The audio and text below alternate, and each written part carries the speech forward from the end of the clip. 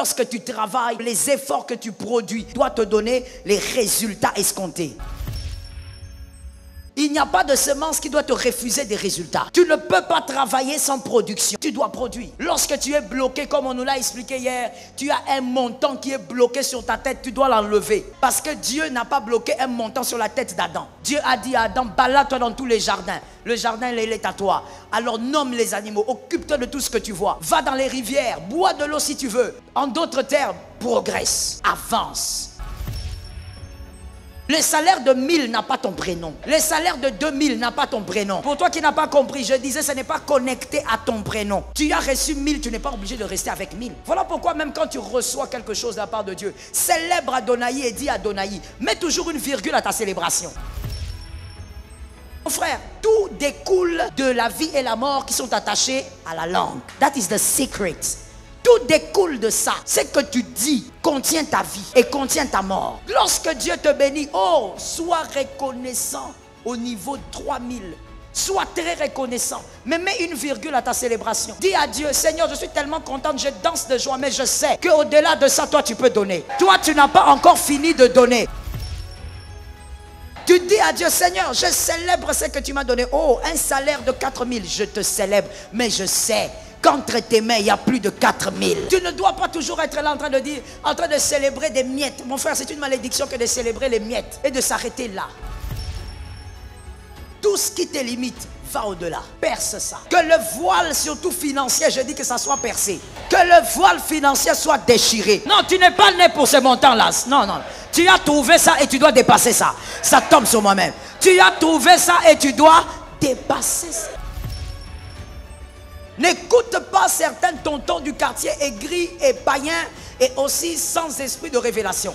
Qui sont là en train de te dire, mais petit, toi tu te plains pourquoi? Moi à ton âge, je n'avais même pas ça que tu as. Ça c'est toi. Écoute-moi très bien, celui qui a un retard dans la vie, en réalité, il a un retard de connaissance. C'est la connaissance qui vous permet de filer avec une certaine vitesse. C'est la connaissance qui vous permet aussi de progresser à une vitesse surnaturelle. Alors dis à ce tonton-là, dis-lui, papa, je te respecte, mais écoute, je ne suis pas du même couloir que toi. C'est que moi, je dois vivre, je dois les vivre bien au-delà. Il faut faire attention à ça. Des gens qui sont là en train de vous consoler pour des petites choses. Toi, tu as une grande vision. Qu'on ne te console pas avec des petites visions. La femme de Potiphar voulait amener Joseph à garder une petite vision. Dire à Joseph, tu vois, si tu deviens mon amant, est-ce que tu imagines ce que je veux faire pour toi? Déjà, regarde ta position. Maintenant, si tu deviens mon amant, regarde ce que je ferai. Joseph a regardé et dit, my God, ça c'est une petite vision. Moi, je ne suis pas appelé à gérer des petites choses comme ça. Oh, Joseph a pu dire dans son esprit, j'imagine, ces petites choses-là, ce sont des... Je gère ces choses à cause des circonstances. Mais moi, je ne suis pas appelé à faire ça. Ça tombe sur quelqu'un d'intelligent. Il a pu dire, non, non, non, moi, c'est pas parce que je suis dans ta maison que je suis appelé à gérer ça. Ce sont les circonstances qui m'ont imposé ça. Mais moi, je gère les grandes choses. La preuve, c'est qu'il a accepté d'aller en prison. Je dis à quelqu'un, entre dans ta destinée. C'est ta saison, au nom de Jésus, entre dedans. Il y a des choses essentielles que nous ne devons pas oublier, qui ont été dites hier, comme le fait que nous naissons tous, mais nous ne naissons pas tous sur un même fondement. Il y a des personnes qui ont été avantageuses. Par quoi? Par les personnes qui les ont précédés. Ils ont eu des précurseurs, des pères qui ont placé le fondement divin dans leur vie. Et ces personnes-là, on ne court pas avec. Ces personnes-là, on ne se bat pas sur le même ring avec. Ces personnes-là, on n'essaye pas d'avoir leur vie. Voilà pourquoi c'est une sottise que de vouloir vivre la vie d'un autre. Tu ne sais pas sur quel fondement lui il est arrivé. Il est atterri sur quel fondement. On peut naître d'une famille très modeste, mais le fondement spirituel est puissant. Donc il faut faire attention lorsqu'on vit en société avec les frères et sœurs. Il faut éviter de vouloir avoir la vie de celui qui est à tes côtés. Tu ne sais pas qui a été son père, qui a été sa mère, et bien au-delà, qui a été la personne qui a précédé son Père. Que Jésus t'aide. Dans les mystères spirituels de la réussite, il y a un verset qui peut nous revenir encore une fois, c'est celui de 3 Jean 1, 2. Le verset de 3 Jean 1, 2 qui nous exhorte.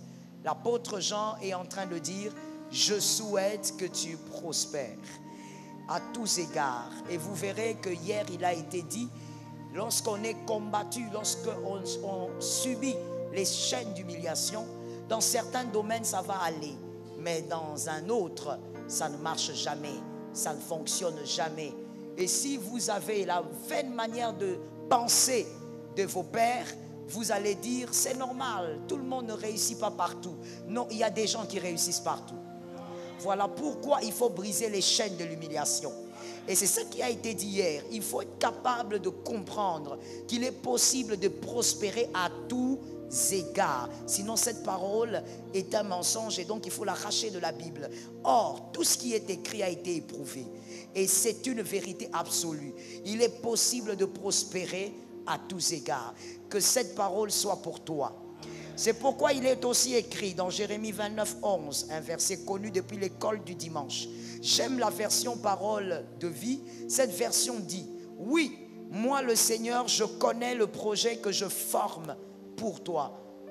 C'est dans le présent. Je connais le projet que je forme pour toi. Projet de paix et non de malheur. Je te le déclare. Ce ne sont pas les projets de malheur, mais de bonheur. Et j'aime cette phrase qui dit: je veux vous donner, ça c'est parole de vie, je veux vous donner un avenir et de l'espérance. C'est ce que lui veut. Donc si tu vis le contraire, c'est pas ce qu'il veut. Il faut savoir ce que Dieu veut pour savoir ce qu'il ne veut pas. C'est comme ça qu'il est écrit: il y a un être qui se transforme en ange de lumière. Mais si tu ne connais pas l'ange de lumière, tu ne sauras pas distinguer. L'ange de lumière est celui qui se déguise en ange de lumière. Avant de connaître celui qui se déguise, tu dois connaître l'ange de lumière. Avant de connaître le mensonge, connais la vérité. C'est la vérité qui t'affranchit. Voilà pourquoi ce n'est pas normal que d'être dans une église ou encore de passer ton temps sur les réseaux sociaux en train d'écouter seulement des enseignements où on n'enseigne que sur le diable. On te parle du diable de A à Z. On t'explique combien des doigts le diable a, combien d'orteils il a. Avant que tu ne passes ton temps à écouter ces choses, écoute d'abord qui est Jésus. Connais d'abord qui est Jésus. En sachant qui est Jésus, en connaissant la vérité, tu connaîtras le mensonge. En connaissant l'ange de lumière, tu sauras distinguer celui qui se déguise. Le projet sont des projets de paix. Tu dois réussir à tous égards. Il n'y a pas un domaine qui doit être chaotique. In the name of Jesus. Il n'y a pas un domaine qui doit être obscur dans ta vie au nom de Jésus. Ce dont tu crois t'arrive, tu ne crois pas, ça ne t'arrive pas. Et c'est comme ça que tu vas toujours te demander, mais comment eux font? Non, eux ne font pas des choses compliquées. Ils pensent. Dis à ton voisin, ils pensent. Non, ils ne font pas des choses compliquées.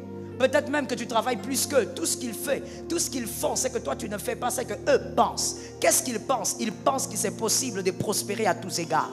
Donc quand il sort de chez lui, il sait que quand il va commencer jusqu'au coucher du soleil, il va prospérer. Quand il sort de chez lui, il sait que dans son travail, il va prospérer. Dans l'éducation de ses enfants, il va prospérer. Dans son mariage, il va prospérer. Dans ses business, il va prospérer. Il sait qu'il n'y a rien qui doit être amputé par le monde des ténèbres. Ça tombe sur celui qui est intelligent. Il sait que rien ne sera arraché par les mondes des ténèbres. Que quelqu'un dise à son voisin, rien ne me sera arraché. Sois un peu rapide mon frère. Dis à un autre, rien ne me sera arraché. Dis à une autre personne qui répond, rien ne me sera pris au nom de Jésus. Ce qui est à toi reste chez toi. Ta chemise reste ta chemise. Le voisin ne prend pas ta chemise, c'est pas normal. Tel que tu es assis là, si tu commences à voir le voisin commencer à te déboutonner et te prendre la chemise, tu vas te battre.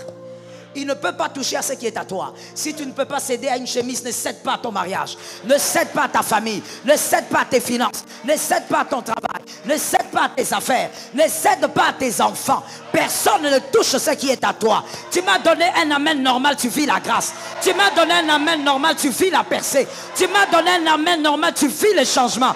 Tu me donnes un amen normal, le ciel s'ouvre. Tu ne peux pas permettre à quelqu'un de prendre ce qui est à toi. Et toi, tu es assis. Tu es là avec des justifications diaboliques en train de te dire, ben c'est normal, écoute, de toutes les manières, je réussis dans ça, je réussis dans tel autre. Mon frère, il est écrit, réussis à tous égards. Et donc, tu ne dois pas échouer. C'est que tu ne peux pas prendre. Donc, prends le même pour tes enfants. Parce que j'ai l'impression qu'il y a quelqu'un qui a un problème de foi ici. Tu es incapable de comprendre que toi, tu peux réussir à tous égards. Alors, prends-le au moins pour ton fils. Prends-le pour ta fille. Elle doit réussir à tous égards. Une fois, j'étais en train de dire à une sœur qui me disait, vous savez, pasteur, moi, je crois que de toutes les manières, il est normal que tout le monde échoue un peu plus avant de se marier, fasse beaucoup de mauvais choix. Et puis, finalement, on tombe sur le bon. Je lui ai dit, c'est ce qu'on t'a appris. Mais ce qu'on t'a appris, c'est le mensonge. Tu n'es pas obligé d'échouer avant de réussir. L'échec fait partie de la vie, oui. L'échec peut donner de la sagesse à celui qui est intelligent, oui. Mais on n'est pas obligé d'échouer. On n'est pas obligé d'échouer. Tu n'es pas obligé d'avoir 45 ex avant de trouver le bon. Tu n'es pas obligé. Tout le monde n'est pas passé par là. Tout le monde n'a pas présenté 50 personnes à sa mère, à son père, avant de trouver la bonne personne. Tout le monde n'a pas forcément commencé avec un travail médiocre. Des philosophies bizarres. Je t'ai toujours dit, il faut arrêter d'être un ruminant. C'est-à-dire de prendre des pensées toutes faites et d'en faire ta vie. Tu as trouvé ces pensées, réfléchis aussi. Non, tout le monde doit commencer petit. Le petit de l'autre n'est pas forcément le petit de celui qui est à ta gauche. Qu'est-ce que tu appelles commencer petit? Commencer petit, ça dépend. On nous l'a dit hier. Quelqu'un d'autre peut commencer avec un chiffre de 10 $ pour ses affaires. C'est commencer petit. Mais pour un autre, il commence avec 3 000 $. Pour lui, c'est petit. Ça dépend du fondement. Et moi, je veux même aller au-delà. Ça dépend de ce qu'on pense. On peut avoir un fondement bizarre, mais si on pense bien, on va bien. Est-ce que quelqu'un m'a entendu? Je parle du verbe partir. Si on pense bien, on va bien. On finira par aller de la bonne manière. Toi, tu es là en train de dire, non, ma grand-mère avait commencé petit comme ça, même mon papa aussi. Est-ce que tu es ton père? Ne sais-tu pas que le père ou la fille est une flèche? Tu dois aller au-delà. Je suis en train d'insister pour que tes pensées changent, pour que tes pensées se modifient. Tu dois croire qu'il est possible de réussir à tous égards. Tu dois croire qu'il est possible de commencer et de démarrer fort. Est-ce que quelqu'un m'entend bien? Non, je démarre faiblement parce que c'est normal. Non, qui a dit que c'est normal? Ceux qui ont dit que c'est normal, c'est leur expérience. Écoute-moi très bien. L'expérience d'une vie n'en fait pas ta vie.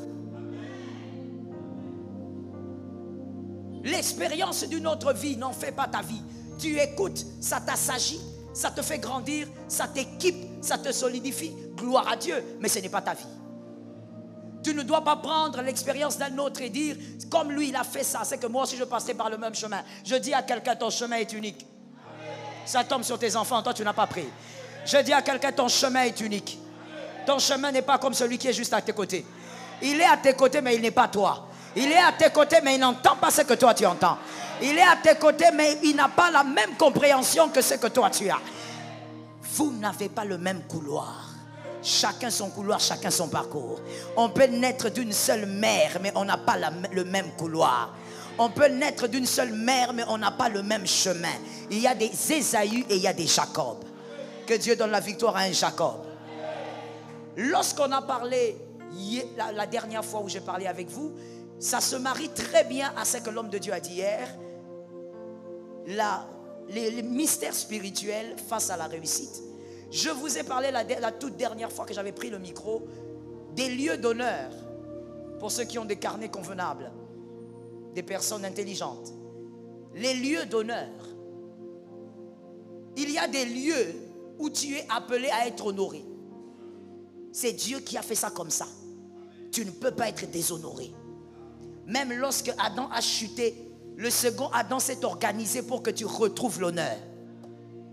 Il y a des lieux où tu ne peux pas être méprisé. Quand tu es déshonoré, méprisé, comprends qu'il y a une main noire. Que quelqu'un me dise, ça doit tomber aujourd'hui. Les lieux d'honneur, Genèse 1, 26.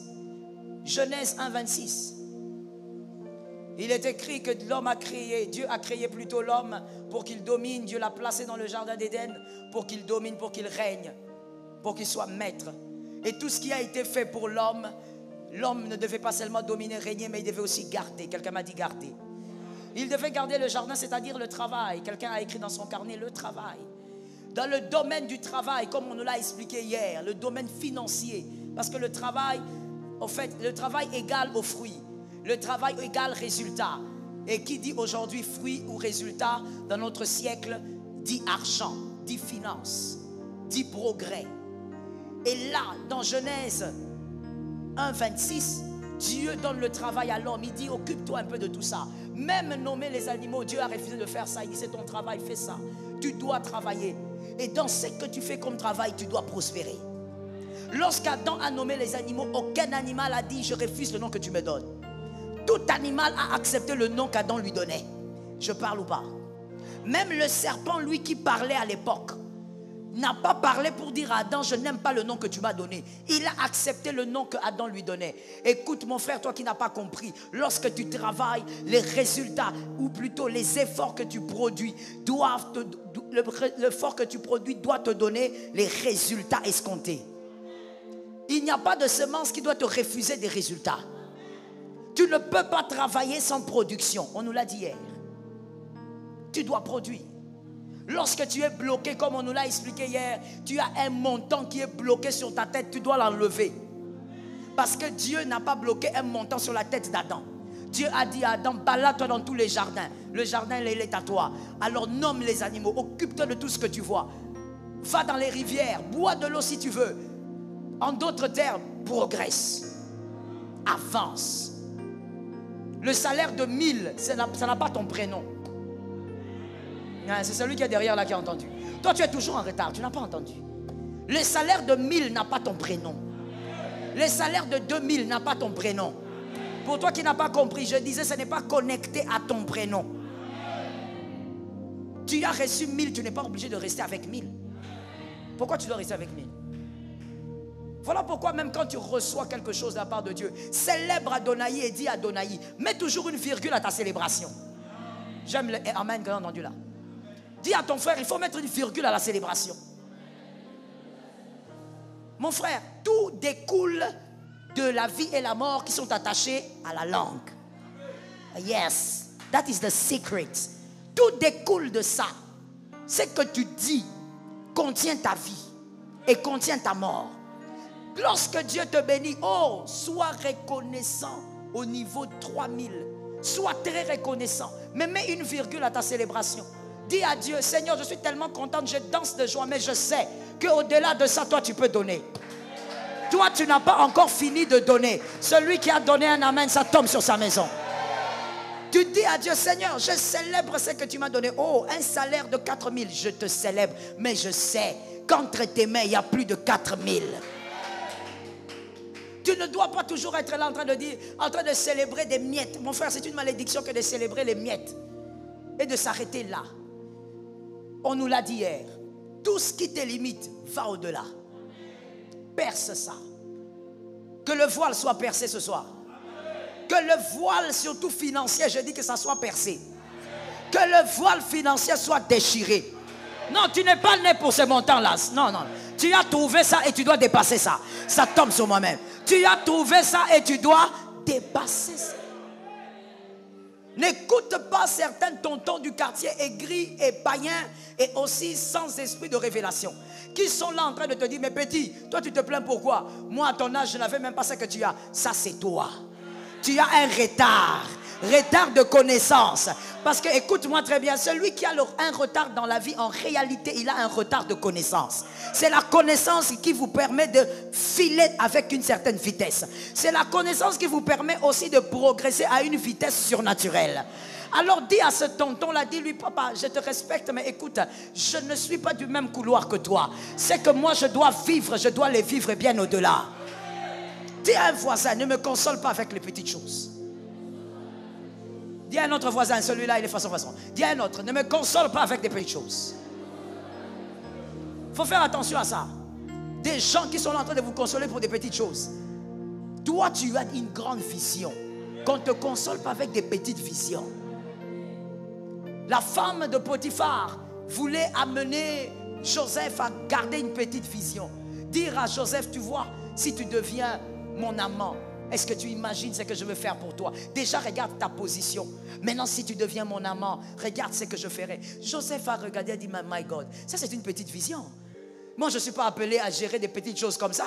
Oh, Joseph a pu dire dans son esprit, j'imagine, ces petites choses-là, je cherche ces choses à cause des circonstances. Mais moi, je ne suis pas appelé à faire ça. Ça tombe sur quelqu'un d'intelligent. Il a pu dire, non, moi, c'est pas parce que je suis dans ta maison que je suis appelé à gérer ça. Ce sont les circonstances qui m'ont imposé ça. Mais moi, je gère les grandes choses. La preuve, c'est qu'il a accepté d'aller en prison. Je dis à quelqu'un, entre dans ta destinée. C'est ta saison, au nom de Jésus, entre dedans. C'est ta saison, au nom de Jésus, pénètre là. Au nom de Jésus, possède ta saison. Que rien ne t'empêche de saisir ce qui t'appartient. Je t'interdis de me dire que j'ai raté quelque chose. Ne rate pas ce qui est à toi. Ne passe pas à côté de ce qui est à toi. Que la porte ne se ferme pas, je la garde ouverte. Je prophétise au nom de Jésus que la porte reste ouverte. Au mois de juin et tout au long du mois qui reste, que la porte reste ouverte. Assieds-toi avec ça. Il faut refuser de subir certaines choses. Est-ce que quelqu'un m'entend bien?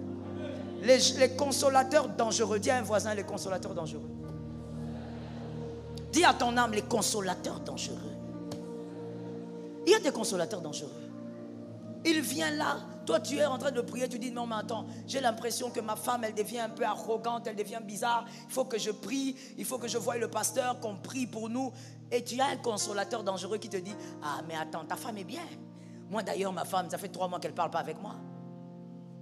Mais toi tu es dans les ténèbres. Toi tu es dans les ténèbres, tu consoles comment?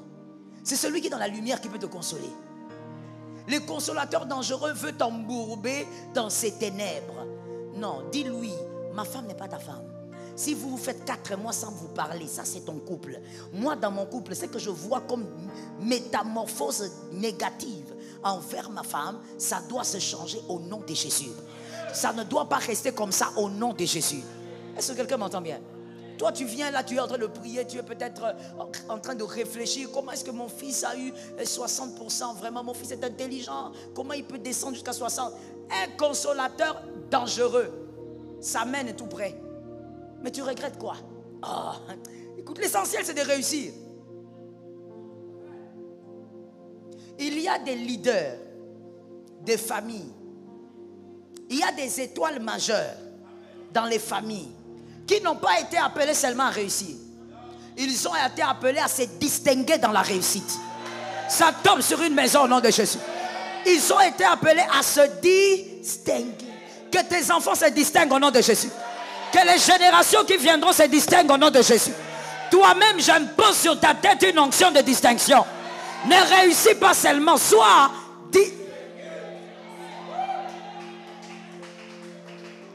il ne faut pas rester dans ces choses-là. Non, il a quand même réussi. L'essentiel, non, mon frère. Il y a des familles là où ils ne font que de 70%, 80%. Il finit l'université, il a fini avec 80%. Il distingue. Ce n'est pas comme toi, là, 50 juste, et tu acclames le Seigneur. Tu me demandes même le micro pour témoigner, je te chasse. Ne viens pas avec son de témoignage ici. Oh non, j'ai fini, je suis gradué, je suis licencié, 50. Mon frère, tu as raté l'échec. Tu n'as pas réussi, tu as frôlé. Ne me demande pas les micros pour les témoignages. Il faut te distinguer. Et ça passe par ce que l'on pense. Pense bien, tu vivras bien. Ça tombe sur quelqu'un. Le lieu d'honneur, c'est le travail. Tu dois être honoré quand tu travailles. Dans ce que tu fais. Dans tout ce que tu fais. L'œuvre de tes mains. Tu as par exemple, il y a une idée là, une pensée qui m'est venue, ça va revenir.